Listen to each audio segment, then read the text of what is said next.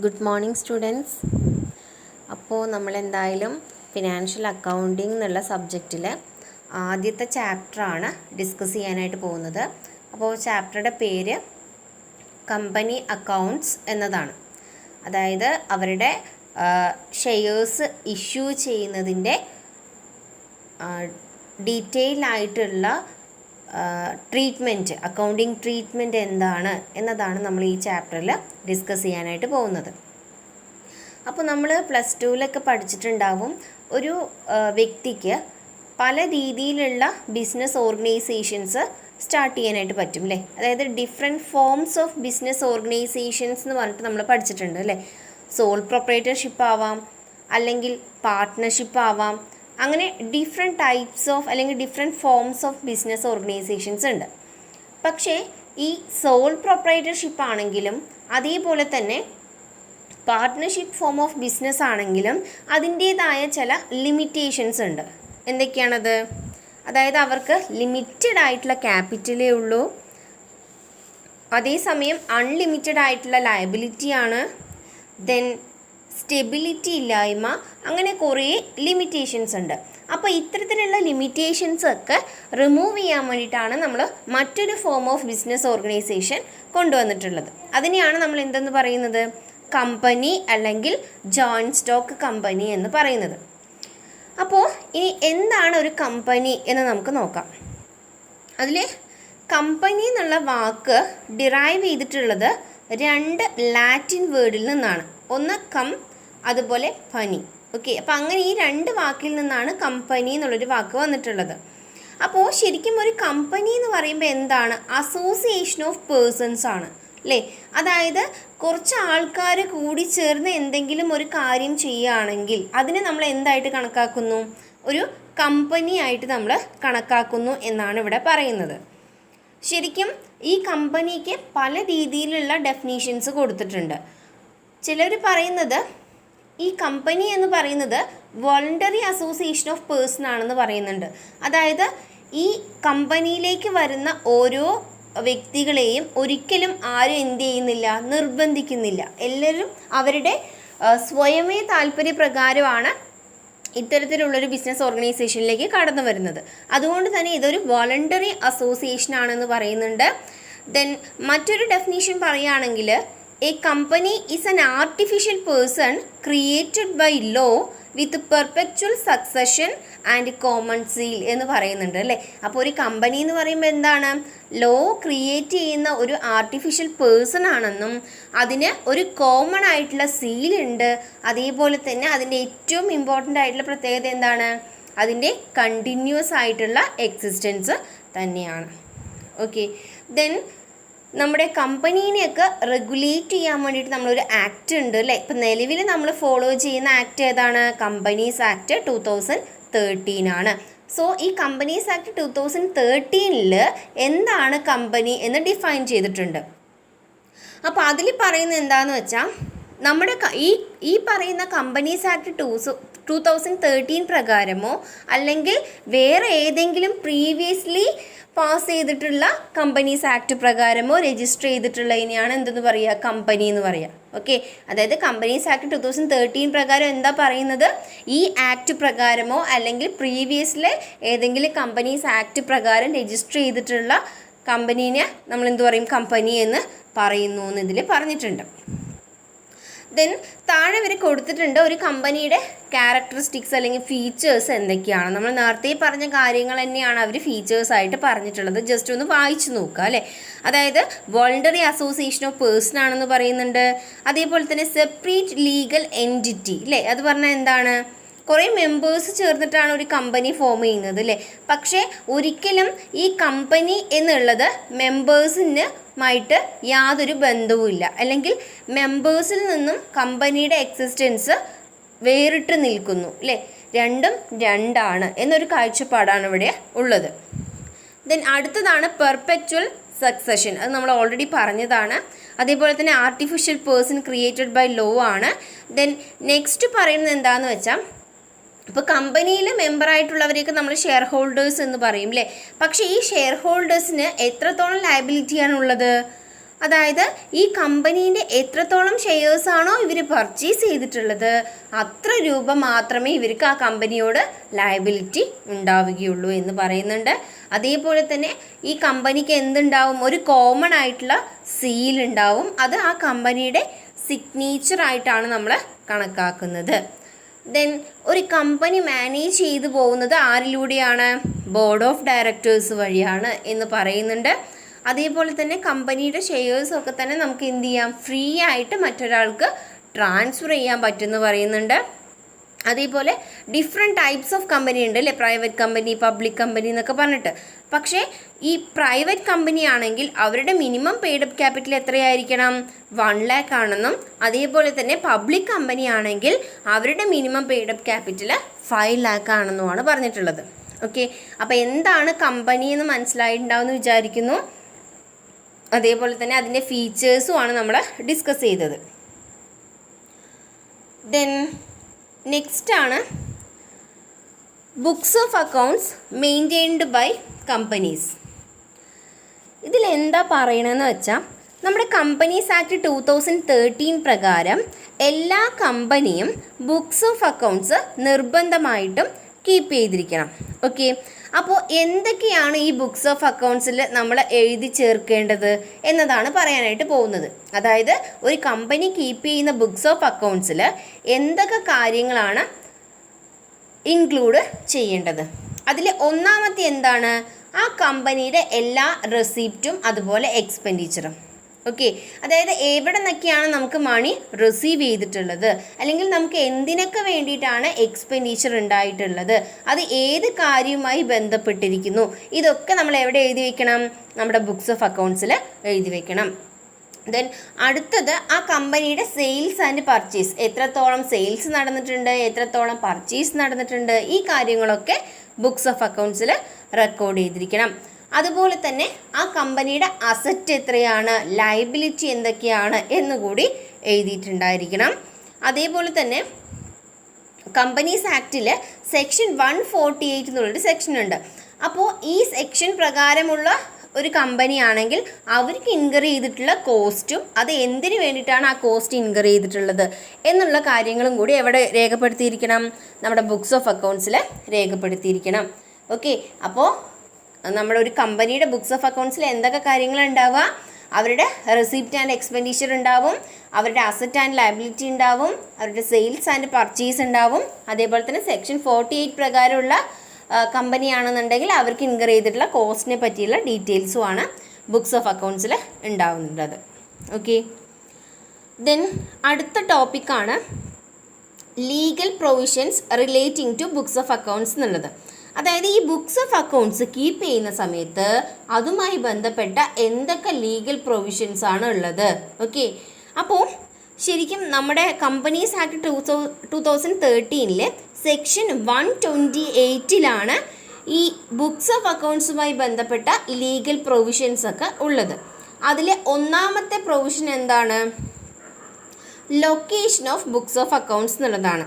അതായത് ഈ നമ്മുടെ കമ്പനിയുടെ ബുക്സ് ഓഫ് അക്കൗണ്ട്സ് നമ്മൾ എവിടെയാണ് കീപ്പ് ചെയ്യേണ്ടത്? ആ കമ്പനിയുടെ രജിസ്റ്റേർഡ് ഓഫീസിലായിരിക്കണം. ഓക്കെ, ദെൻ ഈ രജിസ്റ്റേർഡ് ഓഫീസിലല്ല വേറെ എവിടെയെങ്കിലും ആണ് നമ്മൾ കീപ്പ് ചെയ്യുന്നതെങ്കിൽ അത് ആര് സമ്മതിച്ചിരിക്കണം? ആ കമ്പനിയുടെ ബോർഡ് ഓഫ് ഡയറക്ടേഴ്സ് സമ്മതിച്ചിരിക്കണം. അങ്ങനെ ബോർഡ് ഓഫ് ഡയറക്ടേഴ്സ് സമ്മതിച്ചു കഴിഞ്ഞാൽ 7 ദിവസത്തിനുള്ളിൽ തന്നെ ഒരു നോട്ടീസ് എന്ന രൂപേണ അത് കമ്പനിയുടെ രജിസ്ട്രാർക്ക് ഫയൽ ചെയ്യണം. എന്താണ് ആ ഫയലിൽ ഉണ്ടാവേണ്ടത്? ഇപ്പോൾ കമ്പനിയുടെ ബുക്സ് ഓഫ് അക്കൗണ്ട്സ് എവിടെയാണ് നമ്മൾ കീപ്പ് ചെയ്യേണ്ടത്, അതുമായി ബന്ധപ്പെട്ട കാര്യം ഒരു രജിസ്ട്രാർക്ക് ഫയൽ ചെയ്യണം. ക്ലിയർ ആണല്ലോ? അപ്പോൾ ബുക്സ് ഓഫ് അക്കൗണ്ട്സ് എവിടെയാണ് നമ്മൾ കീപ്പ് ചെയ്യേണ്ടത്? രജിസ്റ്റേർഡ് ഓഫീസിൽ, കമ്പനിയുടെ രജിസ്റ്റേർഡ് ഓഫീസിലാണ് കീപ്പ് ചെയ്യേണ്ടത്. ഇനി അവിടെ കീപ്പ് ചെയ്യുന്നില്ല എന്നുണ്ടെങ്കിൽ ബോർഡ് ഓഫ് ഡയറക്ടേഴ്സ് വേറെ ഏതെങ്കിലും അതർ പ്ലേസ് ആണ് ചൂസ് ചെയ്യുന്നതെങ്കിൽ ആ ഡിസിഷൻ എടുത്ത് 7 ദിവസത്തിനുള്ളിൽ തന്നെ ആ ലൊക്കേഷൻ അല്ലെങ്കിൽ നമ്മുടെ ബുക്സ് ഓഫ് അക്കൗണ്ട്സ് എവിടെയാണ് സൂക്ഷിച്ച് വെച്ചിട്ടുള്ളത് അതുമായി ബന്ധപ്പെട്ട കാര്യം ആർക്ക് ഫയൽ ചെയ്യണം? രജിസ്ട്രാർക്ക് ഫയൽ ചെയ്യണം. ദെൻ അടുത്തതാണ് പ്ലേസ് ഓഫ് ബ്രാഞ്ച് ബുക്സ്. അതായത് ഒരു കമ്പനി എന്ന് പറയുമ്പോൾ ചിലപ്പോൾ ഡിഫറെൻറ്റ് ബ്രാഞ്ചസ് അല്ലേ, പല അവിടെയും അവരുടെ ബ്രാഞ്ചസ് ഉണ്ടാവും. അങ്ങനെ ബ്രാഞ്ചസ് ഉണ്ടെന്നുണ്ടെങ്കിൽ, ഇപ്പോൾ അത് ഇന്ത്യയിലായാലും ശരി ഇന്ത്യക്ക് വെളിയിലാണെങ്കിലും ആ കമ്പനിക്ക് ഒരുപാട് ബ്രാഞ്ച് ഉണ്ടെന്നുണ്ടെങ്കിൽ എന്ത് ചെയ്യണം, അവരുടെ ബുക്സ് ഓഫ് അക്കൗണ്ട്സ്, അതായത് ബ്രാഞ്ചുമായി ബന്ധപ്പെട്ട ബുക്സ് ഓഫ് അക്കൗണ്ട്സ് ഒക്കെ അവരുടെ ബ്രാഞ്ച് ഓഫീസിലായിരിക്കണം കീപ്പ് ചെയ്യേണ്ടത്. മനസ്സിലായോ? അതായത് ഒരു കമ്പനിക്ക് ഇന്ത്യക്ക് വെളിയിലും ബ്രാഞ്ചസ് ഉണ്ട് എന്നുണ്ടെങ്കിൽ അവരുടെ ബുക്സ് ഓഫ് അക്കൗണ്ട്സ്, ബ്രാഞ്ചുമായി ബന്ധപ്പെട്ട ബുക്സ് ഓഫ് അക്കൗണ്ട്സ് എവിടെയായിരിക്കണം കീപ്പ് ചെയ്യേണ്ടത്? ബ്രാഞ്ച് ഓഫീസിലായിരിക്കണം കീപ്പ് ചെയ്യേണ്ടത്. ദെൻ അടുത്തതാണ് മെത്തേഡ് ഓഫ് പ്രിപ്പറേഷൻ. അതായത് ഈ കമ്പനിയുടെ ബുക്സ് ഓഫ് അക്കൗണ്ട്സ് നമ്മൾ എങ്ങനെയാണ്, ഏത് മെത്തേഡ് പ്രകാരമാണ് പ്രിപ്പയർ ചെയ്യേണ്ടത്?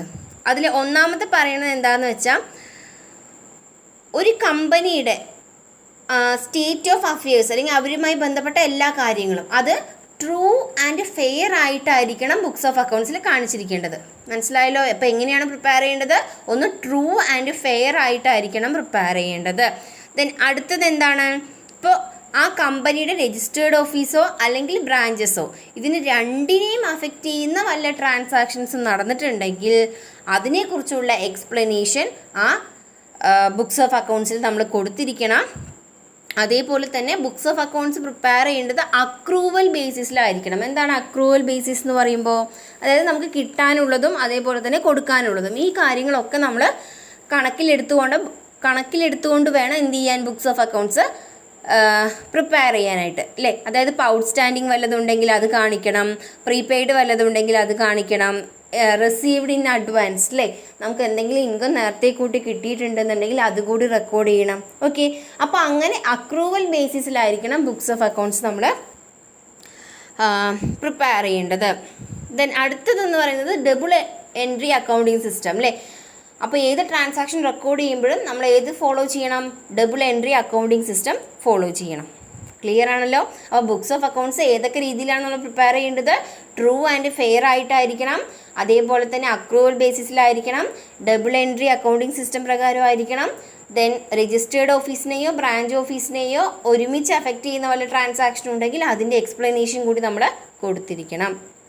ദെൻ മറ്റൊരു ലീഗൽ പ്രൊവിഷൻ എന്ന് പറയുമ്പോൾ maintenance of books in electronic forms എന്നാണ്.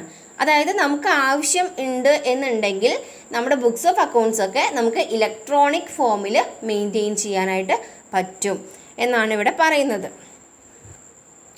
ദെൻ നെക്സ്റ്റ് ആണ് preservation of books of accounts. അതായത് നമ്മൾ ഈ പ്രിപ്പയർ ചെയ്യുന്ന ബുക്സ് ഓഫ് അക്കൗണ്ട്സ് എത്ര കാലത്തേക്കാണ് നമ്മൾ എടുത്തു വെക്കേണ്ടത് അല്ലെങ്കിൽ സൂക്ഷിച്ച് വെക്കേണ്ടത് എന്നാണ് പറയുന്നത്. അപ്പോൾ ഓരോ ബുക്സ് ഓഫ് അക്കൗണ്ട്സിൽ നമ്മൾ എഴുതിയിട്ടുള്ള കാര്യങ്ങളും അതിനോടൊപ്പം നമ്മൾ എന്തും കൂടി വെച്ചിട്ടുണ്ടാവും? അതിനെ സപ്പോർട്ട് ചെയ്യുന്ന വൗച്ചേഴ്സും കൂടി വെച്ചിട്ടുണ്ടാവും അല്ലേ. അതായത് ഇപ്പോൾ ഒരു ട്രാൻസാക്ഷൻ റെക്കോർഡ് ചെയ്യുമ്പോൾ ആ ട്രാൻസാക്ഷനെ സപ്പോർട്ട് ചെയ്യുന്ന ഒരു സോഴ്സ് ഡോക്യുമെൻ്റ് അല്ലെങ്കിൽ വൗച്ചർ നമ്മൾ ഒപ്പം വെച്ചിട്ടുണ്ടായിരിക്കണം. ദെൻ ഒരു 8 ഫിനാൻഷ്യൽ ഇയേഴ്സിൽ കവിയാതെ, അതായത് നമ്മുടെ ബുക്സ് ഓഫ് അക്കൗണ്ട്സ് അറ്റ്ലീസ്റ്റ് 8 ഇയേഴ്സിലേക്കെങ്കിലും നമ്മൾ എന്ത് ചെയ്യണം? സൂക്ഷിച്ച് വെക്കണം എന്നാണ് പറയുന്നത്. ദെൻ അടുത്തതാണ് ഇൻസ്പെക്ഷൻ ഓഫ് ബുക്സ് എന്നുള്ളത്. അതായത് നമ്മുടെ ഈ ബുക്സ് ഓഫ് അക്കൗണ്ട്സ് നമ്മൾ പ്രിപ്പയർ ചെയ്തിട്ടുള്ള ബുക്സ് ഓഫ് അക്കൗണ്ട്സ് ഒക്കെ തന്നെ നമ്മുടെ രജിസ്റ്റേർഡ് ഓഫീസിൽ വെച്ചിട്ടായിരിക്കും എന്ത് ചെയ്യുന്നുണ്ടാവുക? ഇൻസ്പെക്ഷൻ നടത്തുന്നുണ്ടാവുക. നേരെ മറിച്ച് നമ്മുടെ കമ്പനി അല്ലെങ്കിൽ അതിൻ്റെ ബ്രാഞ്ച് ഇന്ത്യക്ക് വെളിയിലാണ് ഉണ്ടെങ്കിൽ അത് ഒരു ഡയറക്ടറായിരിക്കും അത് ഇൻസ്പെക്റ്റ് ചെയ്യുന്നുണ്ടാവുക. പക്ഷെ അതൊരു നമ്മുടെ ബിസിനസ് അവേഴ്സിലായിരിക്കണം അത് ഇൻസ്പെക്റ്റ് ചെയ്യേണ്ടത്. അത്തരം കാര്യങ്ങളാണ് ഇൻസ്പെക്ഷനുമായി ബന്ധപ്പെട്ട് ശ്രദ്ധിക്കേണ്ടത്.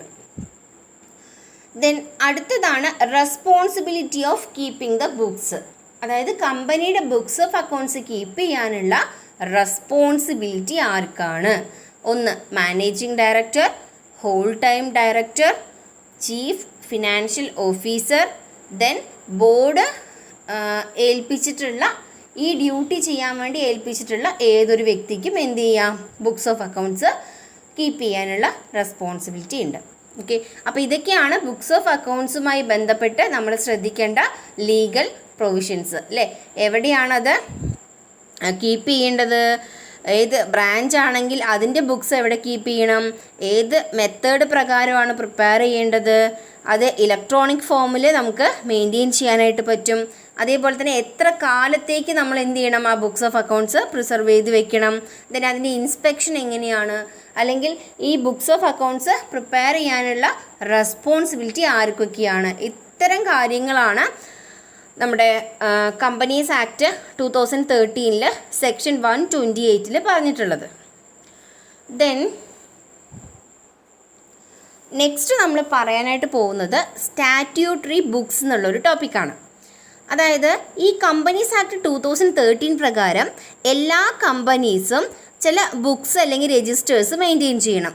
അത്തരത്തിലുള്ള ബുക്സ് അല്ലെങ്കിൽ രജിസ്റ്റേഴ്സിനെയാണ് നമ്മൾ എന്ത് പറയുന്നത്, സ്റ്റാറ്റ്യൂട്ടറി ബുക്സ് എന്ന് പറയുന്നത്. ഓക്കെ, അപ്പോൾ കമ്പനീസ് ആക്ട് 2013 പ്രകാരം എല്ലാ കമ്പനീസും നിർബന്ധമായിട്ടും മെയിൻറ്റെയിൻ ചെയ്യേണ്ട ചില രജിസ്റ്റേഴ്സ് അല്ലെങ്കിൽ ബുക്സ് ഉണ്ട്. അതിനെയാണ് സ്റ്റാറ്റ്യൂട്ടറി ബുക്സ് എന്ന് പറയുന്നത്. അപ്പോൾ ഇതിൽ ഏതൊക്കെ വരും? നമ്മുടെ ഷെയർ ഹോൾഡേഴ്സിൻ്റെ രജിസ്റ്റർ ആവാം, അല്ലെങ്കിൽ നമ്മുടെ ഡിവഞ്ചർ ഹോൾഡേഴ്സിൻ്റെ ലിസ്റ്റ് രജിസ്റ്റർ ആവാം, അല്ലെങ്കിൽ മിനിറ്റ്സ് ബുക്ക് ആവാം, ദെൻ രജിസ്റ്റർ ഓഫ് മെമ്പേഴ്സ് ആവാം. അങ്ങനെ കുറേ സ്റ്റാറ്റ്യൂട്ടറി ബുക്സ് ഉണ്ട്. അത് ജസ്റ്റ് ഒന്ന് നിങ്ങൾ വായിച്ചു നോക്കുക കേട്ടോ. ദെൻ നെക്സ്റ്റ് നമുക്ക് പറയാനുള്ളത് ഷെയർ ക്യാപിറ്റലിനെ കുറിച്ചാണ്. അപ്പോൾ ഷെയർ ക്യാപിറ്റൽ എന്ന് പറഞ്ഞാൽ എന്താണ്? സിമ്പിളായിട്ട് പറയുകയാണെങ്കിൽ കമ്പനിയുടെ ക്യാപിറ്റൽ അല്ലേ, അതിനെയാണ് നമ്മൾ ഷെയർ ക്യാപിറ്റൽ എന്ന് പറയുന്നത്. ശരിക്കും ഈ ഷെയർ ക്യാപിറ്റലിനെ നമ്മൾ ഈക്വൽ യൂണിറ്റ്സ് ആക്കി ഡിവൈഡ് ചെയ്യുമ്പോൾ ഈ ഓരോ യൂണിറ്റ്സിനെയാണ് നമ്മൾ ഷെയർ എന്ന് പറയുന്നത് അല്ലേ. ഇപ്പോൾ ഒരു കമ്പനിക്ക് 1000 രൂപ ഷെയർ ക്യാപിറ്റൽ ഉണ്ടെങ്കിൽ ഈ 1000 രൂപനെ നമ്മൾ എന്ത് ചെയ്യും, 10 രൂപയുടെ ഈക്വൽ ആയിട്ടുള്ള യൂണിറ്റ്സ് ആക്കി ഡിവൈഡ് ചെയ്യും. അപ്പോൾ എത്ര എണ്ണം കിട്ടും? നമുക്ക് 100 എണ്ണം കിട്ടും അല്ലേ. അതായത് 1000 രൂപ ഷെയർ ക്യാപിറ്റൽ ഒരു കമ്പനിക്ക് ഉണ്ടെങ്കിൽ ആ ഷെയർ ക്യാപിറ്റലിനെ 10 രൂപ വിലയുള്ള 100 ഷെയർസ് ആക്കി ഡിവൈഡ് ചെയ്യും അല്ലേ. അപ്പോൾ നമ്മളിവിടെ എന്താ ചെയ്തത്? ഈക്വൽ യൂണിറ്റ്സ് ആക്കി ആ ഷെയർ ക്യാപിറ്റലിനെ ഡിവൈഡ് ചെയ്യുന്നു. അപ്പോൾ ഈ ഓരോ യൂണിറ്റ്സിനെയും നമ്മൾ എന്തെന്ന് പറയും? ഷെയർ എന്നാണ് പറയുന്നത്. ദെൻ ആരാണോ ഈ ഷെയർ പർച്ചേസ് ചെയ്യുന്ന വ്യക്തി, അയാളെ നമ്മൾ ഷെയർ ഹോൾഡർ അല്ലെങ്കിൽ ആ കമ്പനിയുടെ മെമ്പർ എന്ന് പറയുന്നു. ദെൻ ഈ ഷെയർ ഹോൾഡർ ഒരു എമൗണ്ട് കൊടുത്തിട്ടായിരിക്കുമല്ലോ ആ ഷെയർ പർച്ചേസ് ചെയ്യുക അല്ലേ. ഇപ്പോൾ 10 രൂപയുടെ 100 ഷെയർ ഉണ്ടെന്നുണ്ടെങ്കിൽ ഒരു വ്യക്തി ഈ ഷെയർ വാങ്ങാൻ ആഗ്രഹിക്കുന്നുണ്ടെങ്കിൽ എന്ത് ചെയ്യും? കമ്പനിക്ക് 10 രൂപ കൊടുത്തിട്ട് ആ ഷെയർ വാങ്ങും അല്ലേ. അങ്ങനെ ഈ ഷെയർ ഹോൾഡേഴ്സ് എല്ലാവരും ആ ഷെയറിൻ്റെ ഫേസ് വാല്യൂ കമ്പനിക്ക് പേ ചെയ്യുമ്പോൾ അവർക്ക് കിട്ടുന്ന മൊത്തം എമൗണ്ട് ആണ് എത്ര? ഈ ഷെയർ ക്യാപിറ്റൽ എന്നുള്ളത് അല്ലേ. അപ്പോൾ 100 ഷെയർ ഉണ്ടെങ്കിൽ ആ 100 ഷെയറും പബ്ലിക്കിന് വിൽക്കുന്ന സമയത്ത് ആ 100 ഷെയറിൻ്റെയും 10 രൂപ വെച്ച് കമ്പനിക്ക് കളക്ട് ചെയ്യാൻ കഴിയുന്നു. സോ ഈ മൊത്തത്തിൽ കളക്ട് ചെയ്ത് കിട്ടുന്ന എമൗണ്ട് ആണ് അവരുടെ എന്ത്? Share capital. സോ നമുക്ക് പറയാൻ പറ്റും ഷെയർസ് ഇഷ്യൂ ചെയ്തിട്ട് നമ്മൾ കണ്ടെത്തുന്ന ക്യാപിറ്റൽ, അതിനെയാണ് എന്തുകൊണ്ട് ഉദ്ദേശിക്കുന്നത്? ഷെയർ ക്യാപിറ്റൽ എന്നുള്ളത് കൊണ്ട് ഉദ്ദേശിക്കുന്നത്. ദെൻ ഈ ഷെയർ ക്യാപിറ്റലിൻ്റെ ഡിഫറെൻറ്റ് കാറ്റഗറീസ് എന്തൊക്കെയാണെന്നാണ് ഇനി പറയാനായിട്ട് പോകുന്നത്. അതായത് മൊത്തത്തിൽ 6 കാറ്റഗറീസാണ് ഉള്ളത്. അതിൽ ഒന്ന് ഓതറൈസ്ഡ് ക്യാപിറ്റലാണ്. ഓക്കെ, അപ്പോൾ ഈ കാര്യങ്ങളൊക്കെ നിങ്ങൾ ഓൾറെഡി പഠിച്ചതാണ്. അതൊന്ന് നമുക്ക് ജസ്റ്റ് റിവൈൻഡ് ചെയ്യാമെന്ന് മാത്രം. ഓക്കെ, അപ്പോൾ ഓതറൈസ്ഡ് ക്യാപിറ്റൽ എന്ന് പറഞ്ഞാൽ എന്താണ്? കമ്പനിയുടെ മെമ്മോറാണ്ടത്തിൽ പറഞ്ഞിട്ടുള്ള ക്യാപിറ്റൽ, അല്ലെങ്കിൽ എത്ര രൂപ ക്യാപിറ്റൽ വെച്ചാണോ ആ കമ്പനി രജിസ്റ്റർ ചെയ്തിട്ടുള്ളത് ആ ക്യാപിറ്റലിനെയാണ് ഓതറൈസ്ഡ് ക്യാപിറ്റൽ എന്ന് പറയാം. സോ ഈ ഓതറൈസ്ഡ് ക്യാപിറ്റലിന് നമ്മൾ പറയുന്ന പേരെന്താണ്?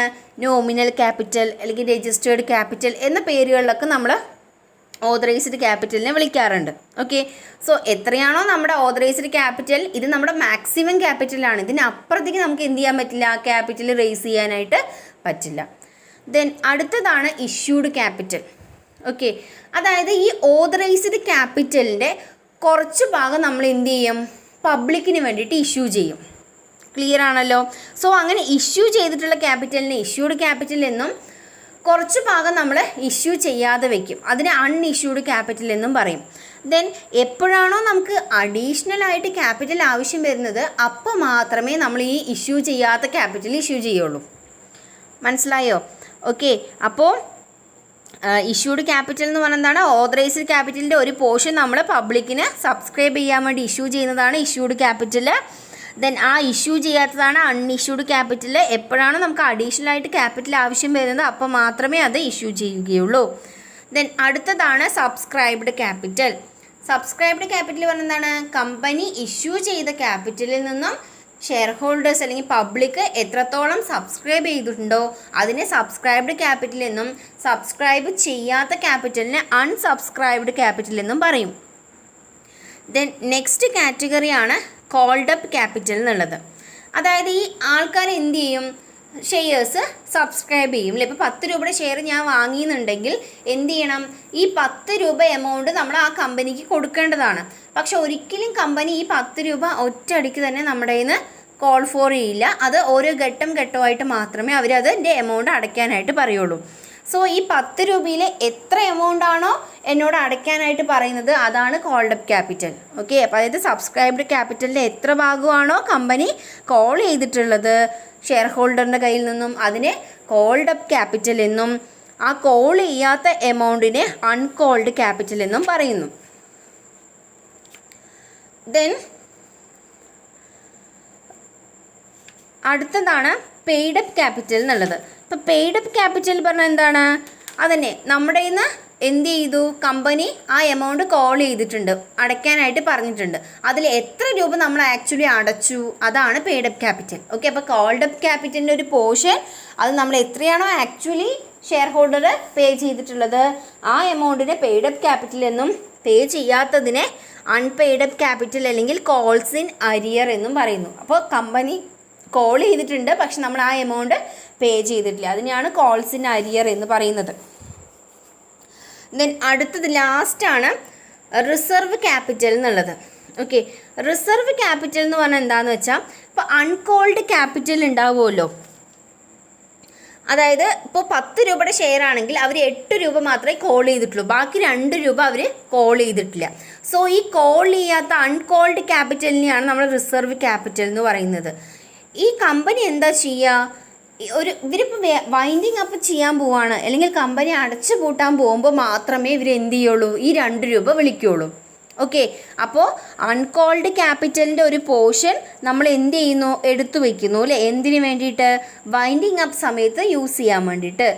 അത്തരത്തിലുള്ള ക്യാപിറ്റലിനെയാണ് എന്തുകൊണ്ട് ഉദ്ദേശിക്കുന്നത്? റിസർവ് ക്യാപിറ്റൽ എന്ന് പറയുന്നത്. അപ്പോൾ എന്തിനു വേണ്ടിയിട്ടാണ് നമ്മൾ റിസർവ് ചെയ്തിട്ടുള്ളത്? വൈൻഡിങ് അപ്പിന് വേണ്ടിയിട്ട് ആ ക്യാപിറ്റലിനെ റിസർവ് ചെയ്ത് വെച്ചിരിക്കുകയാണ്. ഓക്കെ, അതുകൊണ്ടാണ് അതിന് എന്ത് പറയുന്നത്? റിസർവ് ക്യാപിറ്റൽ എന്ന് നമ്മൾ പറയുന്നത്. ഓക്കെ, അപ്പോൾ ഇപ്പോൾ നമ്മൾ പറഞ്ഞത് different categories of share capital ആണ് അല്ലേ. ഓതറൈസ്ഡ് ക്യാപിറ്റൽ ഉണ്ട്, ഇഷ്യൂഡ് ക്യാപിറ്റൽ ഉണ്ട്, സബ്സ്ക്രൈബ്ഡ് ക്യാപിറ്റൽ ഉണ്ട്, കോൾഡ് അപ്പ് ക്യാപിറ്റൽ ഉണ്ട്, paid up capital and reserve capital. Then last ഒരു ടോപ്പിക്കും കൂടി പറഞ്ഞിട്ട് നമുക്ക് നിർത്താം. അതായത് റിസർവ് ക്യാപിറ്റലും ക്യാപിറ്റൽ റിസർവും തമ്മിലുള്ള ഡിഫറൻസ്. അപ്പോൾ ഒന്നാമത്തെ റിസർവ് ക്യാപിറ്റൽ പറഞ്ഞാൽ എന്താണ്? അത് അൺകോൾഡ് ക്യാപിറ്റലിൽ നിന്നും ക്രിയേറ്റ് ചെയ്യുന്ന ഒന്നാണ്. പക്ഷെ ക്യാപിറ്റൽ റിസർവോ ക്യാപിറ്റൽ പ്രോഫിറ്റിൽ നിന്ന് നമ്മൾ ക്രിയേറ്റ് ചെയ്യുന്ന ഒന്നാണ്. ക്യാപിറ്റൽ പ്രോഫിറ്റ് എന്ന് പറയുമ്പോൾ എന്താ ഉദ്ദേശിക്കുന്നത്? ഇപ്പോൾ നമ്മുടെ ഫിക്സ്ഡ് അസറ്റൊക്കെ വിൽക്കുമ്പോൾ നമുക്ക് കിട്ടുന്ന പ്രോഫിറ്റ് ക്യാപിറ്റൽ പ്രോഫിറ്റ് ആണ്. ഓക്കെ, അപ്പോൾ അങ്ങനെയുള്ള ക്യാപിറ്റൽ പ്രോഫിറ്റിൽ നിന്ന് ക്രിയേറ്റ് ചെയ്യുന്നതിനെ ക്യാപിറ്റൽ റിസർവ് എന്നും, നേരെ മറിച്ച് അൺകോൾഡ് ക്യാപിറ്റലിൽ നിന്ന് നമ്മൾ ക്രിയേറ്റ് ചെയ്യുന്നതാണ് എന്ത്? Reserve capital. Then reserve capital ഒരിക്കലും നമ്മുടെ ബാലൻസ് ഷീറ്റിൽ കാണിക്കാറില്ല, പക്ഷെ താഴെ നോട്ടായിട്ടാണ് നമ്മൾ കൊടുക്കാറ്. എന്നാൽ ക്യാപിറ്റൽ റിസർവ് നമ്മുടെ ബാലൻസ് ഷീറ്റിൻ്റെ ലയബിലിറ്റി സൈഡിൽ റിസർവ്സ് ആൻഡ് സർപ്ലസ് എന്നുള്ള ഹെഡിങ്ങിലാണ് നമ്മൾ കാണിക്കാറ്. ദെൻ നെക്സ്റ്റ് ഡിഫറൻസ് എന്താണെന്ന് വെച്ചാൽ വൈൻഡിങ് അപ്പ് സമയത്ത് മാത്രമേ നമ്മൾ റിസർവ് ക്യാപിറ്റൽ യൂസ് ചെയ്യുള്ളൂ, പക്ഷേ ക്യാപിറ്റൽ റിസർവ് നമ്മൾ എപ്പോൾ വേണമെങ്കിലും യൂസ് ചെയ്യും. ദെൻ നെക്സ്റ്റ് ഡിഫറൻസ് എന്താണെന്ന് വെച്ചാൽ ക്യാപിറ്റൽ ലോസസ് ഉണ്ടെന്നുണ്ടെങ്കിൽ അത് റേറ്റ് ഓഫ് ചെയ്യാൻ ഒരിക്കലും നമുക്ക് റിസർവ് ക്യാപിറ്റൽ യൂസ് ചെയ്യാൻ പറ്റില്ല. പക്ഷേ ഇത്തരത്തിൽ ക്യാപിറ്റൽ ലോസ് ഉണ്ടെങ്കിൽ അത് റൈറ്റ് ഓഫ് ചെയ്യാൻ നമുക്ക് ക്യാപിറ്റൽ റിസർവ് യൂസ് ചെയ്യാൻ പറ്റും. Then reserve capital bonus shares issue ചെയ്യാൻ ഉപയോഗിക്കാൻ പറ്റില്ല. എന്താ ബോണസ് ഷെയർ എന്ന് പറയുമ്പോൾ? ഇപ്പോൾ നമ്മൾ ഷെയർ ഹോൾഡർ ഷെയർ പർച്ചേസ് ചെയ്ത് കഴിഞ്ഞാൽ അവർക്ക് നമ്മൾ എന്ത് കൊടുക്കണം? ഡിവിഡൻഡ് കൊടുക്കണം അല്ലേ. അപ്പോൾ ഈ ഒരു വർഷം ഡിവിഡൻഡ് ഇല്ല എന്നുണ്ടെങ്കിൽ പൈസയ്ക്ക് പകരം നമ്മൾ ഷെയർ അവർക്ക് കൊടുക്കാമെന്ന് പറയുകയാണ്. ഓക്കെ, അപ്പോൾ ഡിവിഡൻഡ് പൈസയായിട്ട് കൊടുക്കുന്നതിന് പകരം അവർക്ക് ഷെയർ ഇഷ്യൂ ചെയ്യാം എന്ന് പറയുന്നതിനെയാണ് ബോണസ് ഷെയർ എന്ന് പറയുക. പക്ഷേ ഒരിക്കലും ബോണസ് ഷെയർ ഇഷ്യൂ ചെയ്യുന്നതിന് വേണ്ടിയിട്ട് നമുക്ക് റിസർവ് ക്യാപിറ്റൽ യൂസ് ചെയ്യാൻ പറ്റില്ല, പക്ഷേ ക്യാപിറ്റൽ റിസർവ് യൂസ് ചെയ്യാനായിട്ട് പറ്റും. ദെൻ അടുത്തത് റിസർവ് ക്യാപിറ്റൽ ക്രിയേറ്റ് ചെയ്യണമെന്ന് യാതൊരു നിർബന്ധവുമില്ല, പക്ഷേ ക്യാപിറ്റൽ റിസർവ് ക്രിയേറ്റ് ചെയ്യണം എന്നുള്ളത് എന്താണ്, കമ്പൽസറി ആണ്. ദെൻ റിസർവ് ക്യാപിറ്റൽ ക്രിയേറ്റ് ചെയ്യാൻ നമുക്കൊരു സ്പെഷ്യൽ റെസൊല്യൂഷൻ പാസ്സാക്കേണ്ടതുണ്ട്, പക്ഷേ ക്യാപിറ്റൽ റിസർവ് ക്രിയേറ്റ് ചെയ്യാൻ നമുക്ക് അത്തരത്തിലുള്ള സ്പെഷ്യൽ റെസൊല്യൂഷൻ്റെ ആവശ്യമൊന്നുമില്ല. അപ്പോൾ ഇതൊക്കെയാണ് നമ്മുടെ റിസർവ് ക്യാപിറ്റലും ക്യാപിറ്റൽ റിസർവും തമ്മിലുള്ള ഡിഫറൻസ്. അപ്പോൾ നമ്മൾ ഇന്ന് ഡിസ്കസ് ചെയ്തത് എന്താണ് കമ്പനി, ദെൻ കമ്പനിയുടെ ബുക്സ് ഓഫ് അക്കൗണ്ട്സ് എന്താണ്, ആ ബുക്സ് ഓഫ് അക്കൗണ്ട്സുമായി ബന്ധപ്പെട്ട ലീഗൽ പ്രൊവിഷൻസ് എന്തൊക്കെയാണ്, ദെൻ ഷെയർ ക്യാപിറ്റൽ എന്താണെന്നും ഷെയർ ക്യാപിറ്റലിൻ്റെ ഡിഫറെൻറ്റ് കാറ്റഗറീസും ആണ് പറഞ്ഞത്. എന്തെങ്കിലും ഡൗട്ട്സ് ഉണ്ടെങ്കിൽ ചോദിക്കുക. താങ്ക്